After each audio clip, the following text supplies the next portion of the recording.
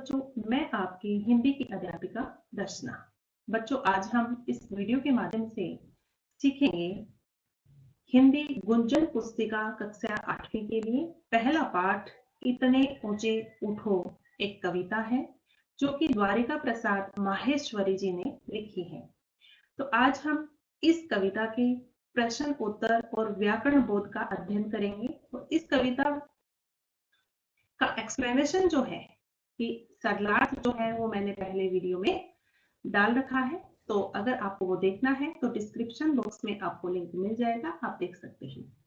तो कविता में क्या बताया गया है कि मानव को जाति धर्म आदि जो भेदभाव हैं, जो द्वेष है मानव जाति ने बनाए हैं, उनसे ऊपर उठकर ऊंचा उठना है। गगन की भांति उनका नाम आसमान में को छूना चाहिए, चांद तारों की भांति उनका नाम चमकना चाहिए। यही सब दर्शाया गया है। तो आइए शुरू करते हैं इस कविता के प्रश्न उत्तर। तो पहले हम काव्य बोध के मौखिक प्रश्न हैं, उनका उत्तर देखेंगे। तो पहला प्रश्न, संसार किन ज्वालाओं में जल रहा है? कविता में बताया गया है कि संसार किन ज्वालाओं में जल रहा है।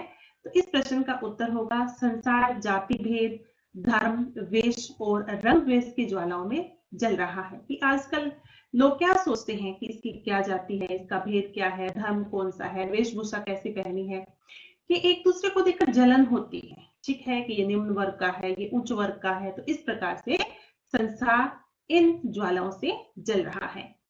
अगला प्रश्न है, कविता में किन बंधनों को तोड़ने की बात कही गई है? इतने ऊंचे उठो कविता में कौन से बंधनों को तोड़ने की बात कही गई है? कि पुरानी परंपरा जो है उनको तोड़ने की बात कही गई है और आज के नए युग की जो भी आवश्यकता है उनको अपनाने की बात कही गई है। आगे है, युग को नई मूर्ति रचना का क्या अर्थ है? कविता में हमने पढ़ा है कि युग की नई मूर्ति रचना कीजिए।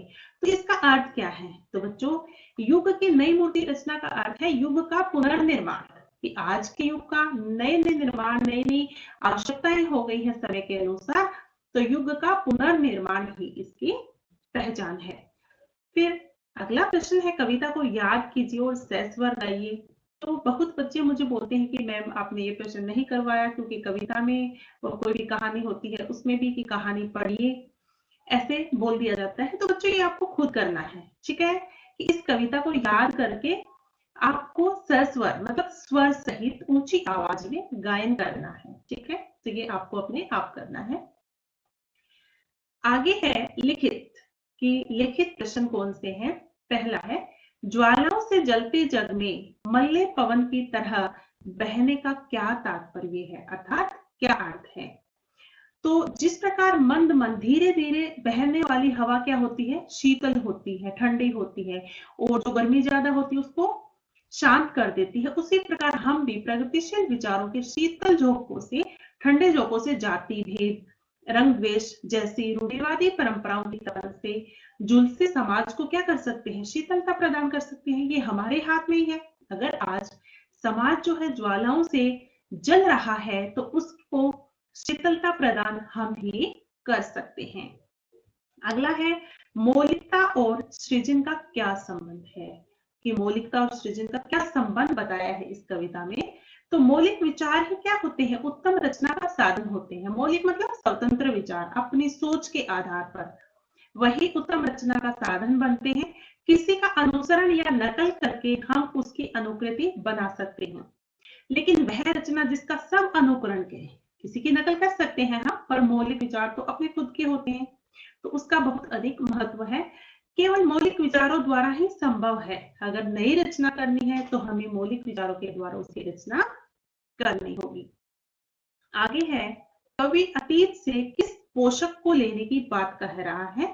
तो कवि अपने अतीत से वह पोषक लेने की बात कह रहा है जो हमारी सभ्यता और संस्कृति से जुड़ा है, जो हमारी सभ्यता और संस्कृति से जुड़ा है। और हमारी सभ्यता और संस्कृति क्या है? जो हमारे देश की, भारत देश की सभ्यता है, संस्कृति है, कि जो हमारा व्यवहार है, संस्कार है, उनसे जुड़े हुए हैं, जो आदर और सम्मान की भावना है जो हमारे भारत देश में हमेशा से चलती आ रही है, वो अच्छी अच्छी बातें लेनी है पोषक के रूप में, जो हमारी प्रगति में सहायक है। ठीक है, जो बातें हमारी प्रगति में सहायक होती हैं, तो वो सब बातें, वो सब पोषक लेने के लिए कह रहा है। फिर आगे ग्रह है, समाज में परिवर्तन कैसे आएगा, कि आज के समाज में परिवर्तन कैसे आ सकता है। समाज में परिवर्तन जो है नई विचारधारा से आएगा, नई विचारधारा से आएगा।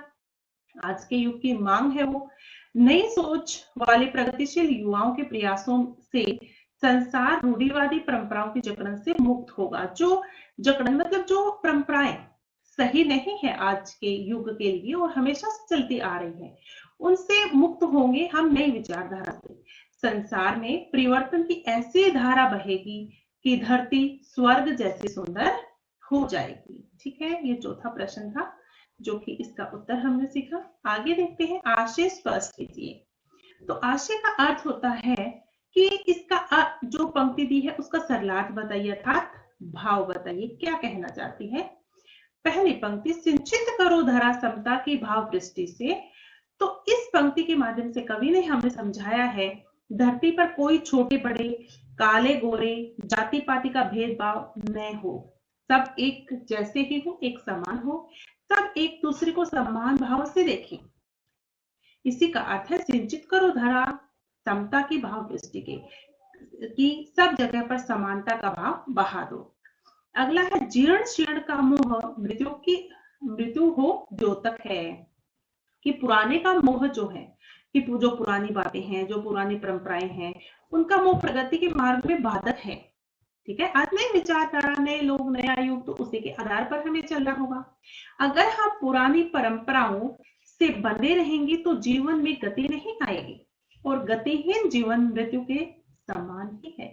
ठीक है, जिस जीवन में निरंतरता नहीं, गति नहीं, वो किसके समान है, मृत्यु के ही समान है। ये तो वे आते स्पष्ट कीजिए प्रश्न। अभी है, पठित पद्यांश पर आधारित प्रश्नों के उत्तर दीजिए। कि पद्यांश दिया है जिसमें कविता से ली हुई पंक्ति है, चाह रहे हम से शुरुआत है और आकर्षण है, ये पंक्तियां ली है, आप अपनी पुस्तक में देख सकते हैं। इनके आधार पर हमें प्रश्न पूछे गए हैं। पहला है, इन पंक्तियों में हम किसके लिए आया है। तो बच्चों, हम शब्द इस देश के युवा नागरिकों के लिए आया है। ठीक है, हम सबके लिए आया है, तो हम शब्द इस कविता में देश के युवा नागरिकों के लिए आया है। दूसरा है, किस चाह की बात की जा रही है। तो धरती को स्वर्ग बनाने की चाह की बात की जा रही है, धरती को स्वर्ग बनाना है। फिर है, सूरज चांद चांदनी तारे के साथ होने का क्या अर्थ है। तो बच्चों, सबका साथ होने से क्या अर्थ है, इसका अर्थ है समस्त प्रकृति का साथ होना, कि पूरी समस्त प्रकृति हमारे साथ है। अगर हम बदलाव चाहेंगे आज के युग के हिसाब से, तो बदलाव लाकर हम प्रगति पा सकते हैं। आगे है, दो कुरूप को साफ सलोना। ऐसा क्यों कहा गया है कि कुरूप जिसका रूप अच्छा नहीं है उसको सलोना रूप दीजिए, कि पुराने रीति रिवाज जो हैं, परंपराएं जो है, उससे जकड़ा हुआ समाज क्या है, कुरूप हो गया है, अच्छा रूप नहीं है। इसलिए इसे एक नई परंपराओं से सुंदर रूप देने को कहा गया है। तो यही सब हमने सीखा है इन प्रश्नों के माध्यम से, और हमें उत्तर भी देखे। अभी बच्चों, आगे हम सही विकल्प चुनकर लगाइए, इस प्रश्न का उत्तर देखेंगे। आप भी साथ साथ मुझे बताना इस प्रश्न का उत्तर क्या आएगा। तो हम क देखते हैं, नूतन स्वर किसे देने की बात कही गई है। पहला, नए राग को, संगीत को, धरती को, वाद्य को। बताइए, आपके उत्तर का इंतजार है, कमेंट बॉक्स में आप उत्तर दे दीजिए, इसका उत्तर क्या आएगा। शाबाश, वेरी गुड, आपने सही पहचाना। इसका उत्तर है नए राग को नूतन स्वर देने की बात कही गई है।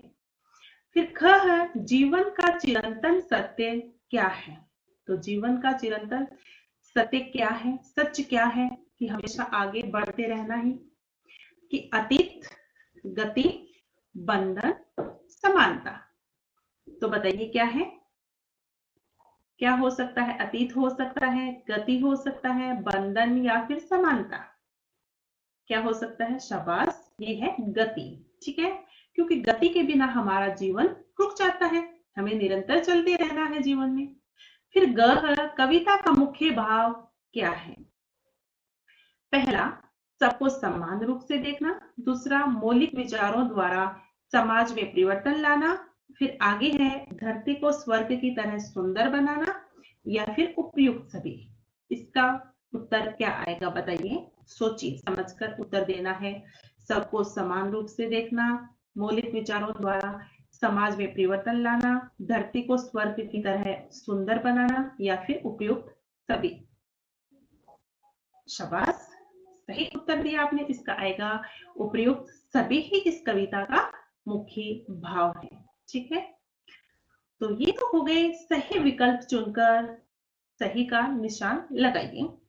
अभी हम आगे करते हैं मूल्य परक प्रश्न, मूल्य आधारित प्रश्न। हमारे नैतिक मूल्यों पर आधारित प्रश्न का उत्तर देना है। तो इस प्रश्न का उत्तर आप अपने शब्दों में दे सकते हैं। तो आइए देखते हैं। एक सशक्त, प्रभावशाली और मौलिक समाज के निर्माण के लिए आप क्या करेंगे? क्या क्या प्रयास करेंगे? तो बच्चों, हम क्या कर सकते हैं? जो भी समाज में भेदभाव फैला है उसको हम मिटा सकते हैं।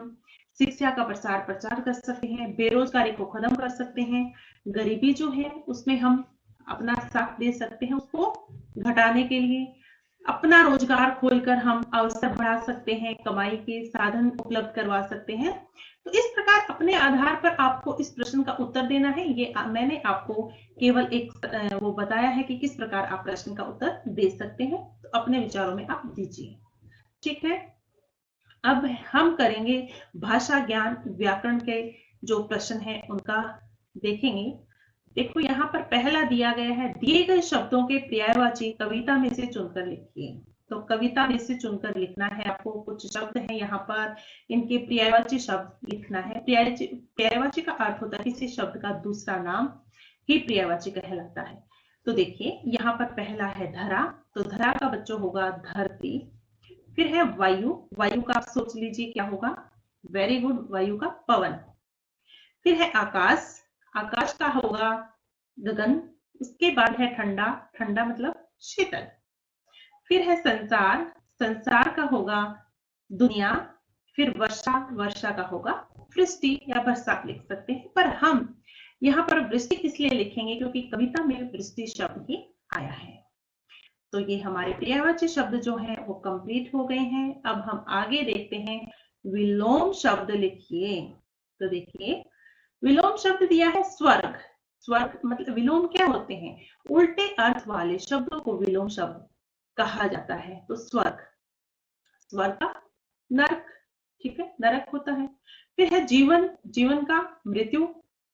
इसके बाद कुरूप। कुरूप का स्वरूप। समता, विषमता। आकर्षण होता है विकर्षण। मौलिक, कृत्रिम। नूतन का अर्थ होता है पुरातन, और वर्तमान का अर्थ होता है अतीत। ठीक है, ये तो हो गए विलोम शब्द लिखिए। अब आगे तीसरा प्रश्न है, कविता में आए तुकांत शब्द चुनकर लिखिए। तुकांत शब्द वो होते हैं राइमिंग वर्ड्स जिनको इंग्लिश में बोलते हैं। तो दृष्टि का वृष्टि कविता में आए हुए ही चुनना है। दृष्टि, वृष्टि। वेश, द्वेष। संवारो, उभारो। स्वर, अक्षर। पोषक, द्योतक। चिंतन, चिरंतन। बनाना, लाना। तारे, हमारे। ठीक है, ये तुकांत शब्द आए हैं। तो ये तो हम कर लेंगे। फिर उसके बाद अगला प्रश्न है, तद्भव शब्दों के तत्सम रूप लिखिए। तो उसके लिए हमें पता होना चाहिए तद्भव शब्द कौन से होते हैं और तत्सम कौन से होते हैं। तो इसके साधारण शब्दों में मैं आपको परिभाषा बता देती हूँ। तो जो शब्द संस्कृत भाषा के हैं और जो के तो जैसे हैं वैसे ही हिंदी में प्रयोग किए जाते हैं उन्हें हम तत्सम शब्द कहते हैं। और जो शब्द संस्कृत भाषा के हैं और हिंदी में उनका परिवर्तित रूप हम प्रयोग कर रहे हैं वो होते हैं तद्भव शब्द। तो यहाँ पर तद्भव शब्द दिए हैं, हमें तत्सम लिखना है। जैसे सूरज। सूरज का सूर्य होगा हाथ, हस्त, चांद, चंद्रमा या चंद्र लिख सकते हैं। दुनिया, विश्व। ऊंचा, उच्च, ठीक है। और गांव, ग्राम। तो ये तो हो गए तत्सम रूप, ठीक है। उसके बाद है पांचवा प्रश्न, दिए गए शब्दों से विशेषण बनाइए। विशेषण बनाना है। चिंतन का होगा चिंतित, प्रवाह, ये आकर्षण का होगा आकर्षित, ठीक है, क्योंकि विशेषण बनाना है। प्रवाह, प्रवाहित। रचना का होगा रचित, स्वर्ग, स्वर्गीय। गति का होगा गतिशील, ठीक है। इस प्रकार से हम बना सकते हैं विशेषण शब्द। तो ये तो हमारा व्याकरण का जो विषय था वो हम कर रहे हैं। और आगे दिया है, इन संज्ञा शब्दों के लिए आए विशेषण कविता से चुनकर लिखिए। कि संज्ञा शब्द दिए गए हैं, इनमें कौन से विशेषण उपयुक्त होंगे वो हमें करने हैं। तो देखिए यहाँ पर अक्षर दिया है संज्ञा शब्द, तो अक्षर का नूतन अक्षर, ठीक है, कविता में लगाया गया है नूतन अक्षर। प्रवाह, शाश्वत प्रवाह। जग का, जलता जग। रूप, सलोना रूप। गगन, ऊंचा गगन। चिरंतन, सत्य, ठीक है। इस प्रकार से संज्ञा शब्दों से ये विशेषण शब्द आए हैं और हमने ये पूर्ण किए।